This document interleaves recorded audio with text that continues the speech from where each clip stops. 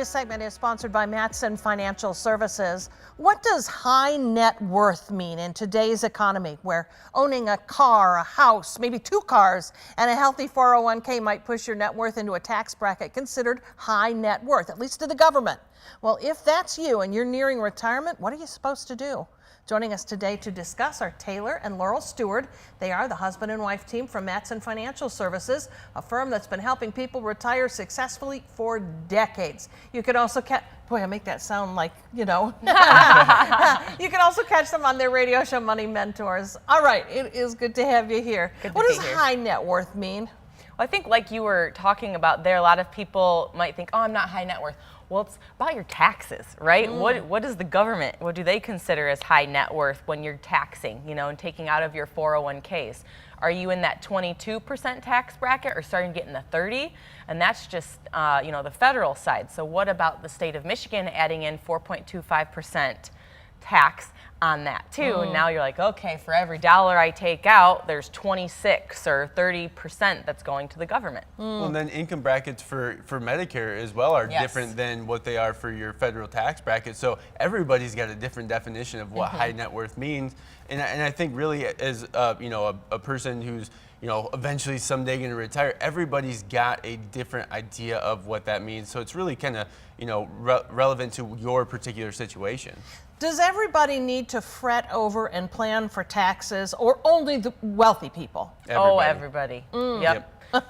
It's really about, it's not about how much you have necessarily in retirement, it's about how much you get to keep, right? And taxes is the biggest thing that's going to come in and take a big bite out of that that chunk of retirement income, as well as health care and other things that go along with that. So how does a person reduce their tax bracket and still make it all work? What can you do to inch it downward? Yep, so one of the things we're looking at now, especially because taxes are on sale, they're at a discount.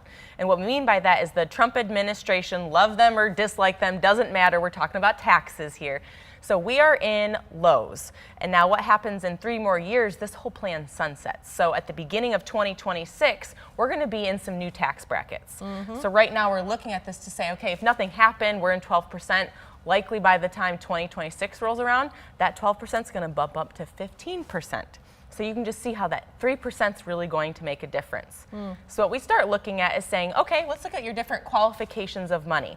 Let's say you have a 401k or an IRA. Those are pre-tax. You haven't paid tax on it yet. So what can we do to then look at your current tax bracket and fill that up without going into the next one?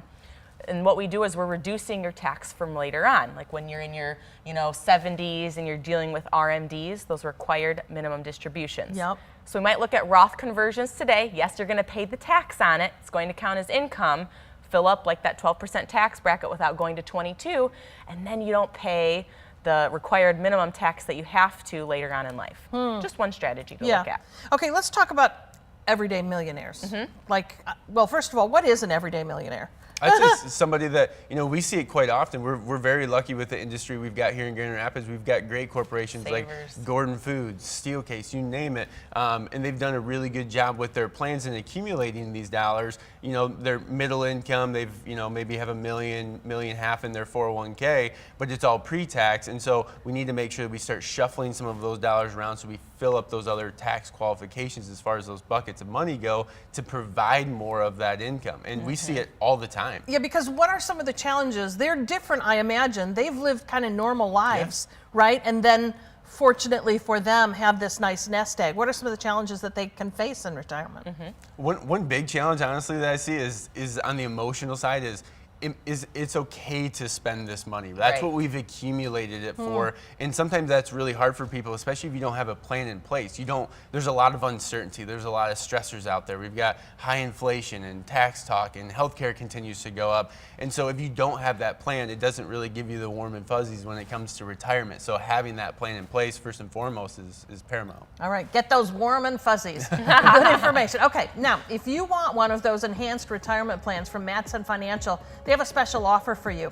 If you're nearing retirement or already there, you've saved $250,000 or more, the Mattson team will sit down with you and create a comprehensive retirement plan. They'll do it completely complimentary. It's an enhanced plan. They'll look at your investments, your income sources, taxes, and more to help you get to and through the retirement you deserve.